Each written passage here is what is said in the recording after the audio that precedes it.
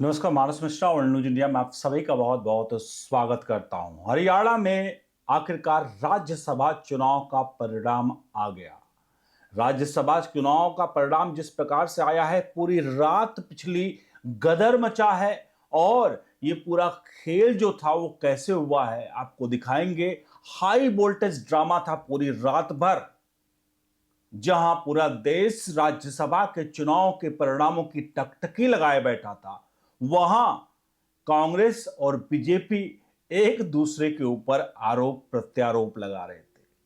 शाम को चुनाव 5 बजे खत्म हुआ, चुनाव की गिनती शुरू होनी थी और शुरू हुई। उसके बाद बीजेपी और कांग्रेस ने एक दूसरे के ऊपर जो आरोप लगाए और उसके बाद जो हाई वोल्टेज ड्रामा हुआ आपको दिखाएंगे। शुरुआत करेंगे राज्यसभा के परिणाम के आंकड़ों, मतलब जो उसके आंकड़ों के से, और एक एक राज्य का एक एक सीट का राज्यभर दिखाएंगे और क्या हुआ है आखिरकार हरियाणा में हाई वोल्टेज ड्रामा, वो भी आपके सामने आएगा। अनुरोध करेंगे वीडियो के कमेंट बॉक्स में अपनी राय प्रतिक्रिया जरूर दीजिएगा और वीडियो को लाइक शेयर किए बिना नहीं जाइएगा। बढ़ते हैं सीधे तौर पर, पहले आंकड़ों की तरफ बढ़ते हैं, फिर हरियाणा में क्या हुआ वहां का पूरा एक एक चीजों को आपके सामने लेकर आएंगे। पहले देखिए आप ये आंकड़े। सबसे पहला आंकड़ा ओडिशा का है और ओडिशा के आंकड़े आपके सामने जा रहे हैं। ओडिशा राज्यसभा चुनाव 2026 के परिणाम, जहां चार सीटों पर ये चुनाव हुए थे, जिसमें पहली सीट आपके सामने है मनमोहन सामल, जिन्होंने बीजेपी से जीते हैं। दूसरा सुजीत कुमार, ये भी बीजेपी से। तीसरा संतृप्त जो है मिश्रा, ये बीजेडी से। और चौथा दिलीप रे, ये इंडिपेंडेंट यानी बीजेपी समर्थित। यानी 4 सीटों में 3 सीट बीजेपी अपने हाथ में ले गई और महज 1 सीट बीजेडी के खाते में। ओडिशा में इस बार 4 सीटों में 5 उम्मीदवार मैदान में थे, इसलिए मुकाबला हुआ है, इसीलिए मुकाबला हुआ है। और मनमोहन सामल जो और सुजीत कुमार बीजेपी के उम्मीदवार थे और दोनों जीत गए। और संतृप्त मिश्रा बीजेपी के उम्मीदवार के रूप में जीते। दिलीप रे ने निर्दलीय बीजेपी के रूप में जीत हासिल की, जो चुनाव का बड़ा जो है राजनीतिक घटनाक्रम माना जा रहा है।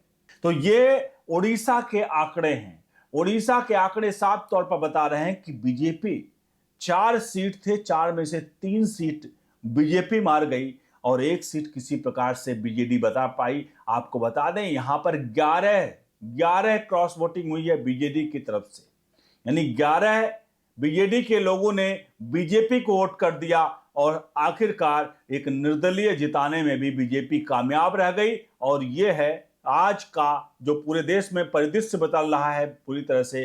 कांग्रेस का तो सुपड़ा साफ है, इंडिया अलायंस यहां है ही नहीं। ओडिशा में इंडिया अलायंस शून्य है। बढ़ते हैं अगले राज्य की तरफ, लेकिन हरियाणा के लिए रुकिएगा क्योंकि हरियाणा का राज्य का आंकड़ा हम आगे दिखाने जा रहे हैं। पहले बिहार का दिखाते हैं, फिर हरियाणा का। देखिए आपके सामने बिहार के आंकड़े। राज्यसभा परिणाम 2026, बिहार में 5 सीटें थी। यहां एनडीए ने सभी 5 सीटें जीत ली हैं। विजेता उम्मीदवार हैं नीतीश कुमार जदयू से, जो अब तक मुख्यमंत्री थे, अब राज्यसभा जा रहे हैं मुख्यमंत्री की सीट को खाली करके। दूसरा रामनाथ ठाकुर जदयू से हैं। नितिन नवीन बीजेपी के राष्ट्रीय अध्यक्ष जो भी बने हाल फिलहाल में, वो जीते हैं। उपेंद्र कुशवाहा आरएलएम एनडीए समर्थित हैं और शिवेश कुमार बीजेपी से। यानी कि 5 की 5 सीटें गठबंधन के कुछ विधायक के मतदान में अनुपस्थित रहने से एनडीए को फायदा मिला और 5वीं सीट भी जीत गई। यानी 5 की 5 सीटें यहां पर बीजेपी ने जीती है। और यहां पर राहुल गांधी और लालू के लाला भी फेल हो गए। और लालू के लाला वाकई में फेल हैं, क्योंकि अभी हालिया में जिस तरह से इनकी थू हुई है विधानसभा चुनाव में, और वो अपने 2-3 राजनीतिक लड़कियां प्रवक्ता जो हैं उनसे किस प्रकार का ये लोग बहस करवाते हैं, इससे साफ जाहिर हो रहा है कि आरजेडी जो बची खुची है, शायद अब इस वक्त जो आरजेडी की कुछ महिला प्रवक्ताएं हैं, जिस तरह से वो अपनी बातों को रखती हैं चैनल्स पर, मुझे लगता है कि आरजेडी का जो बचा खुचा जो अस्तित्व है वो और उनका मट्टी पलीट कर देंगी। और लालू प्रसाद ने जो अपनी बनाई थी पूरे जीवन भर में, भले वो गुंडा राज रहा हो, जो भी रहा हो, किसी भी तरह से साम दान दंड भेद करके जो उन्होंने अपनी साख जमाई थी बिहार में, उसको कम से कम बिहार के इनके लालू के लाल और ये 2-3 इनकी प्रवक्ताएं सब मटिया पलेट कर दे रही हैं। बढ़ते हैं अब सीधे तौर पर हम अगले आंकड़ों की तरफ, और अगला आंकड़ा हरियाणा से है। हरियाणा के आंकड़े बताने से पहले हमें आपको सबसे पहले बताना पड़ेगा हरियाणा में रात में हुआ क्या, क्या हुई है पूरी कहानी, क्योंकि ये सबसे महत्वपूर्ण है हरियाणा का। आपको बता दें, शाम को 5 बजे हरियाणा में काउंटिंग शुरू होती है। 5 घंटे उसके बाद कैसे काउंटिंग शुरू होती है, 5 घंटे काउंटिंग रोकी जाती है और करीब रात 10:30 बजे फिर से शुरू होती है और 1:10 पर रात को नतीजे घोषित किए जाते हैं। लेकिन 1:10 यानी मिडनाइट से भी ज्यादा का समय बीत चुका था। उसके बाद कांग्रेस विधायक का एक वोट जो है वो रद्द पाया गया रात को 1:30 बजे। आपको बता दें, सुबह 9 बजे से जो वोटिंग शुरू हुई थी शाम 4 बजे तक चली। सबसे पहले मुख्यमंत्री नायब सिंह सैनी ने मतदान किया, जबकि आखिरी में विधानसभा स्पीकर हरविंद कल्याण ने वोट डाला। 90 सदस्यीय हरियाणा की जो विधानसभा थी उसमें 88 वोट डालने का प्रयोग किया गया। जो इनेलो के 2 विधायक थे वो अर्जुन चौटाला और आदित्य देवीलाल ने वोटिंग से दूरी बनाई। इसका मतलब 88 सीटों पर ये चुनाव होने थे, जिस पर जीत का कोटा 30 वोट का सिर्फ रह गया, यानी एक सीट पर जो 30 वोट पा जाएगा वो चुनाव जीत जाएगा। ऐसे में कांग्रेस के विधायक एक साथ ही विधानसभा पहुंचे थे, जहां बारी बारी सभी ने मतदान किया।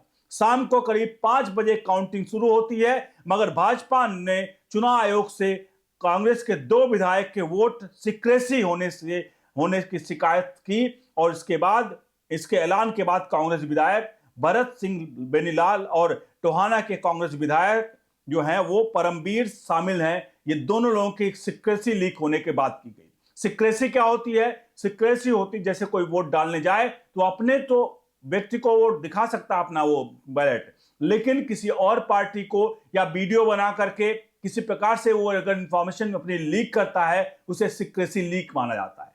और इसी को देख करके बीजेपी ने चुनाव आयोग को एक आरोप लगाया और चुनाव आयोग को शिकायत की कि ये 2 जो विधायक हैं उन्होंने सीक्रेसी लीक की है। उसके बाद दूसरी ओर कांग्रेस भी चुप नहीं रही। कांग्रेस ने भी एक आरोप लगाया, जो आरोप था परिवहन, ऊर्जा एवं परिवहन मंत्री अनिल विज का, उनको भी वोट का सीक्रेसी लीक का आरोप लगा दिया। अब ये शिकायतें पहुंचती हैं चुनाव आयोग के पास। चुनाव आयोग इस सीक्रेसी लीक करके दोनों जो है दलों को शिकायतों को सुनता है, देखता है और इसका निपटारा होते होते जो 5 बजे से चुनाव होना था, गणना होनी थी, वो रात 10 बज गया। और ये पूरा एक तरह से जिसे कहते हैं ना, ये पूरा बवंडर और ये पूरा हाई वोल्टेज ड्रामा रात 10 बजे तक चलता रहा। 10 बजे चुनाव आयोग ने अपनी तरफ से क्लियर करता है, फिर रात 10 बजे काउंटिंग शुरू होती है। अब इसके बाद आपको बता दें, इसमें जो चुनाव आयोग का फैसला लेता है, इसमें कांग्रेस विधायक परमवीर सिंह का वोट रद्द कर दिया जाता है चुनाव आयोग की तरफ और अनिल विज का वोट सही पाया जाता है।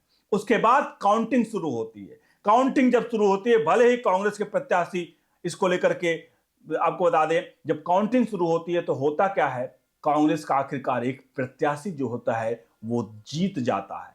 यानी कि ये पूरा ड्रामा चला पूरी रात और साफ तौर पर इस ड्रामे में कांग्रेस को तो फायदा थोड़ा बहुत हुआ ही है। अब देखिए हरियाणा के आंकड़े क्या आए हैं इतनी ड्रामा के बाद आपके सामने है।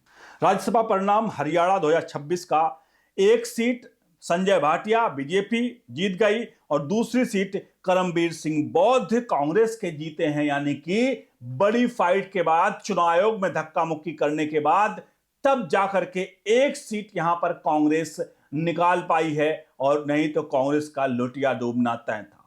अब बढ़ते हैं फाइनल आंकड़ों की तरफ। क्या आए हैं फाइनल आंकड़े आपके सामने स्क्रीन पर नजर आ रहे हैं। आखिरकार राज्यसभा परिणाम 2026 के जो सीट हैं, कुल 11 सीटों के परिणाम आए थे, जिसमें एनडीए के खाते में गए हैं 9, कांग्रेस इंडिया अलायंस के खाते में 1 और अन्य बीजेडी के खाते में 1। यानी कुल मिलाकर के एक सीट इतनी फाइट करने के बाद तब कांग्रेस हरियाणा में एक सीट जीत पाई, नहीं तो कल शाम तक तो पूरा सुपड़ा इनका साफ था। एक सीट फाइट करने के बाद जाकर जीत पाई है और बीजेपी 11 में से सोचिए 9 सीटें, एक सीट महज जीत पाई कांग्रेस। आप समझ सकते हैं कि कांग्रेस के इस वक्त हालात क्या हैं।